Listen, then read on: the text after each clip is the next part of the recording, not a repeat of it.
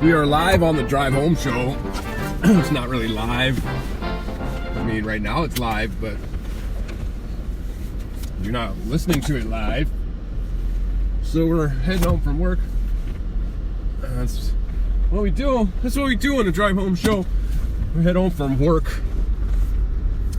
Starting off at 4:10. Well, the thermometer says it's 44 degrees. This is just kind of a dry run. Blah. Got another dumb idea. You can tell I'm not all enthusiastic about it at this point in time, but whatever.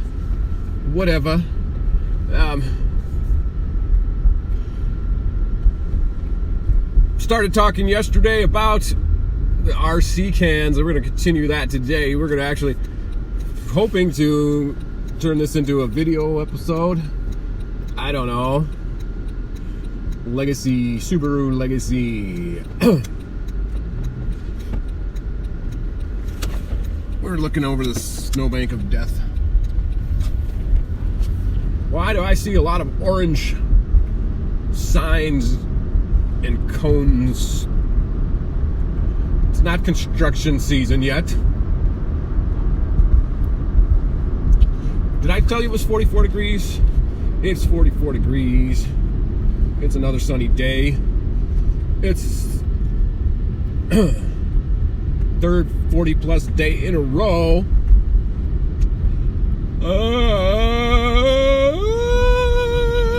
Got the car washed this morning. Left lane closed. They had well, we've got to wait forever. We've got like 15 cars in the turn lane here. It should be fun. Here's the problem that I'm dealing with today. I've got a massive nasal irritation. My nose is like way extra sensitive to any thing. It's ultra sensitive to the slightest, I don't know, allergen. And gosh, why can't I think of words to say? All right, let's start all over. Boom. All right, here's what I'm working with today. My nose is like extra sensitive to any obstruction, any impurities in the air. I don't know, but I've got like a tickle in my nose, and I need to keep from sneezing. Have you ever like pick those nose hairs out of your nostrils, and then when you pick the wrong one, and you like sneeze like 7 times? It's because your like nose is real sensitive. Or those nasal hairs. Those nasal hairs are real sensitive. That's like what I've been like all the time for the past couple of days, and I will apply pressure to my nasal passages to avoid sneezing. You really don't want to sneeze when you're driving. So we got the car washed yesterday or this morning, and now we've got splashings. All right, I had to merge. Merge, everybody, merge. Merge, everybody, merge. I'm only imploding. So, trying not to sneeze, trying to subdue the sneasel urge when my nasal passages are ultra sensitive. Got the car washed this morning, trying to keep it clean. We had a lot of meltage, snow meltage. So there's puddles that I don't want to run over and make my car dirty. So there, that's where we're going. That's where we are. We are driving on 694 going northward. We've got a idiot driver behind me. I'm not having the sound effects on today. But if I did, I'd press the "You are an idiot." You're an idiot. Actually, not doing anything really idiotic. He just has like a Ford Bronco, and it's like loud, and he's behind a FedEx truck, and he was trying to pass on the right behind the FedEx truck. Obviously couldn't do that, so I didn't let him pass. So then he fell in behind me, and then he was riding my tailgate, but he's backed off. But I didn't even want to say that, so I'm kind of bothered by the whole thing. So we're gonna talk. Well, the problem that I'm dealing with here is I started to say it and I forgot why. The sneezing possibility, the sneezing potential, plus also coughing potential.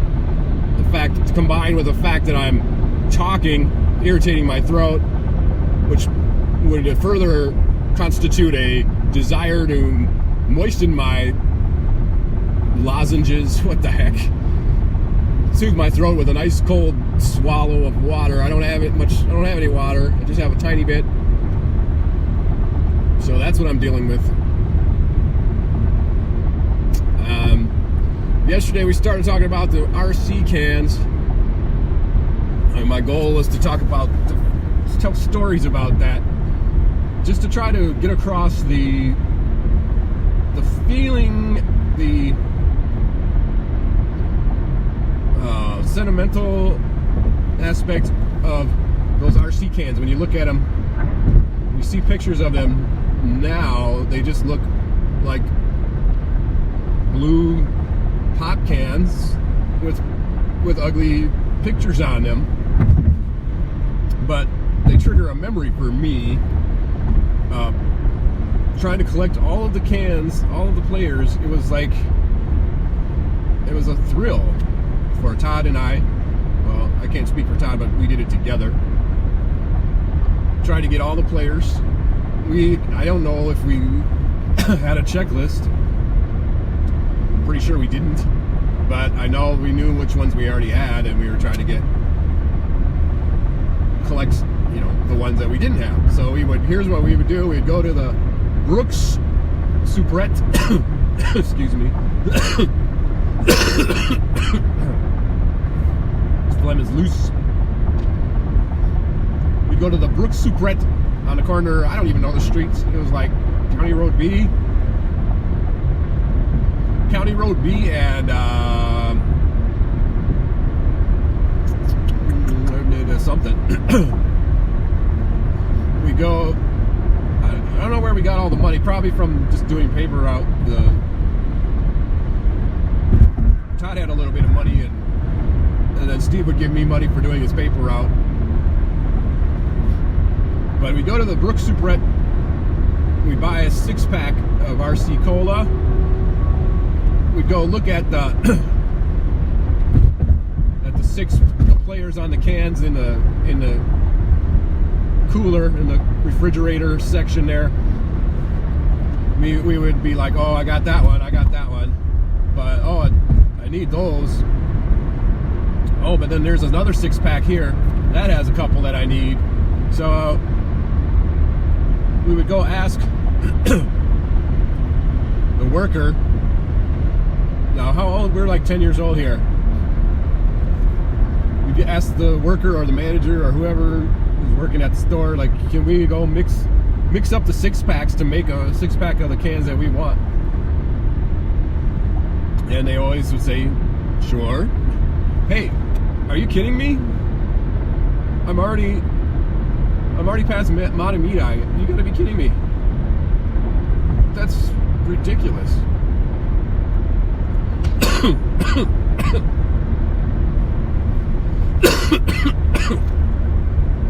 That loosened up. Okay, slowing down a little bit here. Just a false alarm or a slight slowdown. Not even brake lights coming on. We'd go to the store and we'd ask for permission to mix up the 6-packs. And to our surprise, they said, sure, that's fine, as long as you put them all back.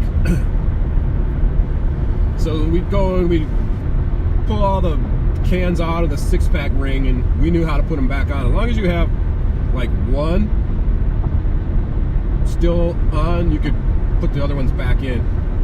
It became quite a skill set how to put those back.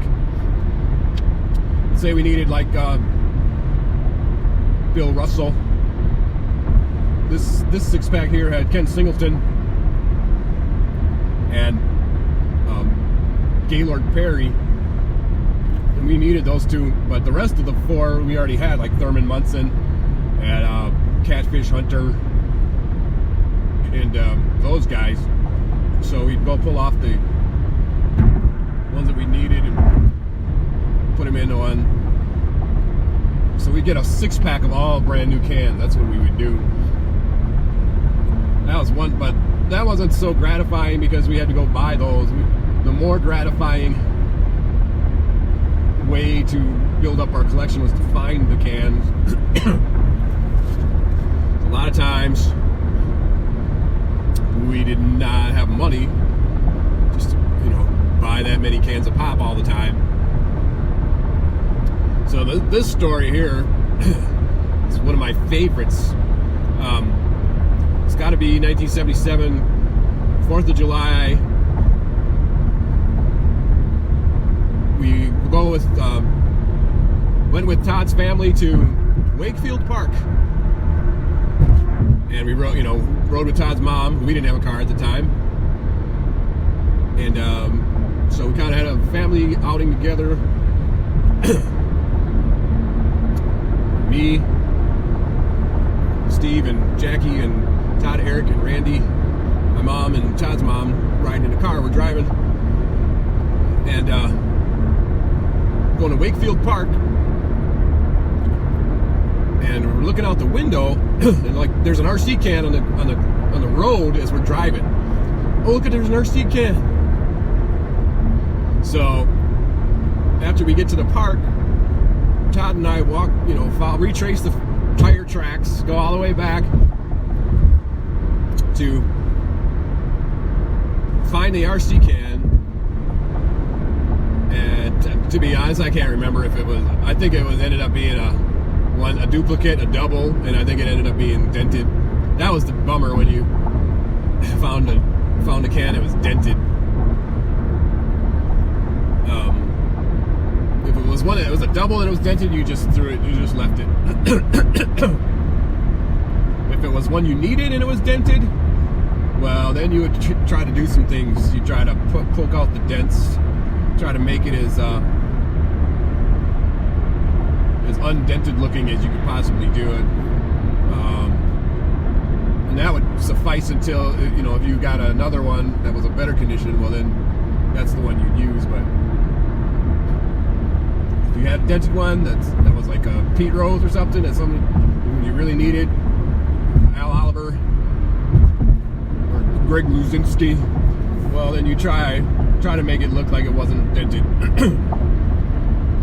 But we at the Wakefield Park there, and it turns out, we didn't know this at the time obviously, but many years later I would have a paper route on that same exact neighborhood, and my paper route actually included a street where Wakefield Park is on, and our home was not even that far from that area. We could walk to Wakefield Park from where we ended up moving. So that was kind of a coincidence. While we were there, there's some softball tournaments going on. Lots of RC cans in the trash that we fished out. It was like an Easter egg hunt for RC cans, and we were the only ones looking for them.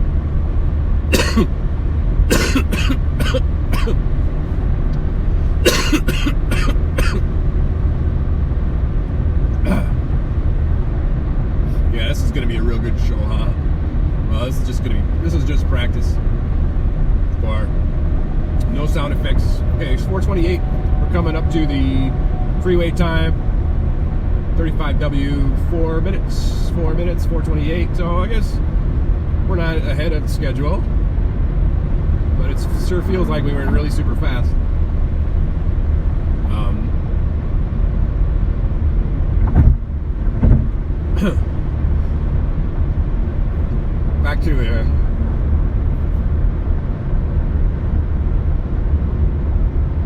Back to the story about the RC cans. I'm trying to pinpoint, I'm trying to capture the feeling of a 10-year-old kid collecting RC cans. Adults don't really get it. You know, adults can they collect things, sure, but kids, 10-year-old kids, okay, we're slowing down here now. Well, it was 4 minutes. So you probably you knew there was gonna be a slowdown.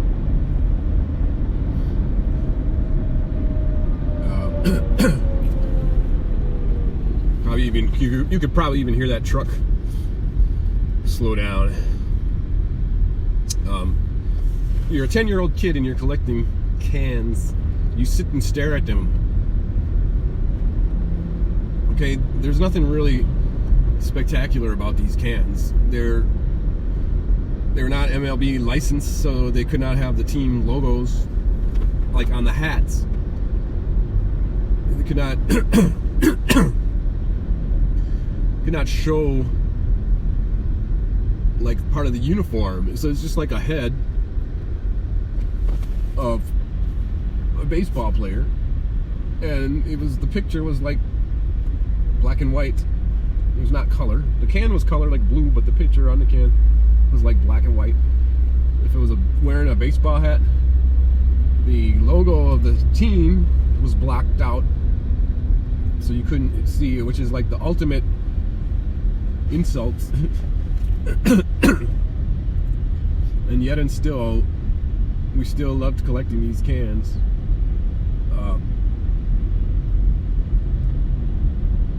It would say that like the player's name, the team, how many years pro. I don't know. Like, I could actually go look one up, but then just like collecting baseball cards, there's some that you get a bunch of, and then there's some that are more rare, and the more rare ones you value. Well, obviously your favorite players you value, like Pete Rose, Johnny Bench, Butch Weininger, Rod Carew. Those were our valued ones. But then there was ones that were rare that you really had to do a lot to find. And when you don't have anything to do, you sit and look at them. So it kind of brings back all those feelings. The excitement of getting one that you needed. The excitement of looking around for some.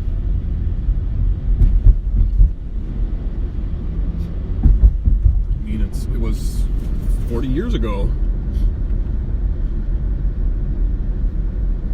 And I still remember it. We had playground by our house there. We were constantly checking the trash cans at the playground. We'd walk to the store, to the Brooks Superette. There was a little field. We would look, be looking on the ground. Somebody would drink a can and drop it. We'd just walk around the neighborhood and find them.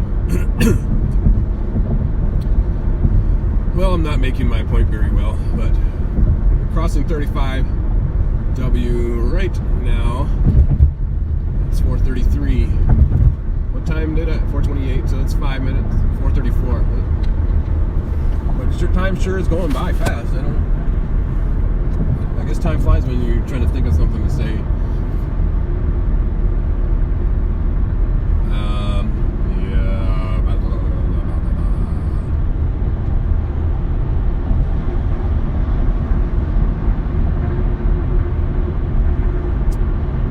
So I think I'm gonna have to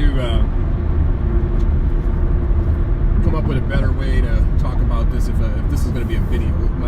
My idea with the video, shoot, I'm trying to. I'm in the middle lane here, and we're slowing down, so like I don't want to get stuck in the middle lane. I might go to Silver Lake Road here.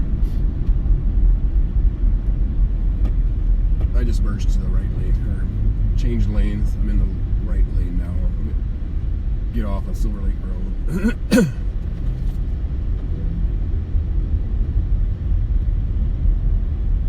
Stinson Electric Inc.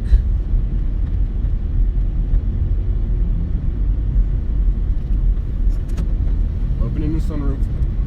Yeah, it's pretty boring. My idea was to flash the cans on the screen with the video part. I think I didn't really have it planned much more than that. I thought I would have like a more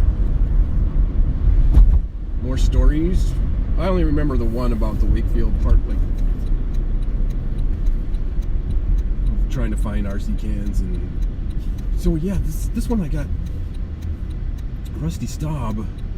I found him in the backyard of Sally Goldfield's. You know, I don't have that. I just remember a good time of collecting them and looking at the cans, and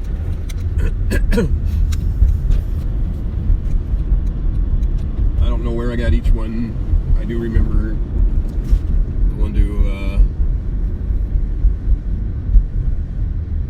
Brooks and buying them. I think they had individual cans. There's an expired tab alert. Another Subaru. This is the third Subaru I've been behind today. This one is expired tabs. This has a January sticker and 2017. So this one would be expired if it was 2018. But this is over a year expired. Yeah. I don't know what to get for dinner. I don't really feel like talking. Point is, even when you don't feel like talking, work on it, get better at it. Obviously, I've not made it interesting.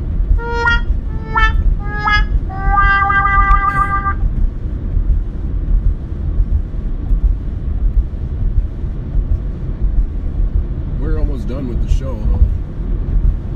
I think it was 4:10 right when I started, so it's 4:38 now, so it's 28 minutes. It says it's 47 degrees. Well, thanks for listening to the show. I know I need to work on making this more interesting. I'm trying to figure out a way to say this.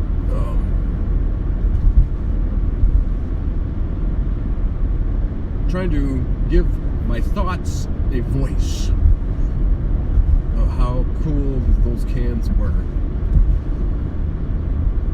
and how seeing that baby blue shade of blue on that RC, you know, on the RC can, that baby blue shade, it's sky blue. Okay, I'll do this. Okay, the sky blue shade of blue on the can, and seeing that and triggering your sensories. Yeah.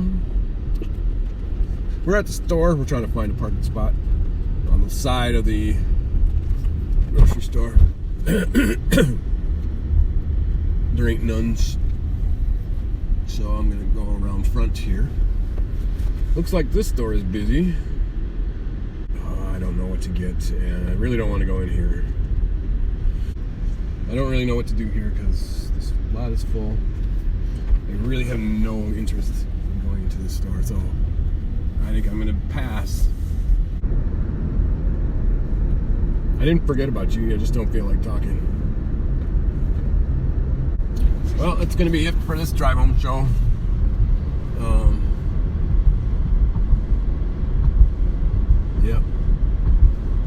point in drawing it out any longer. Thanks for listening.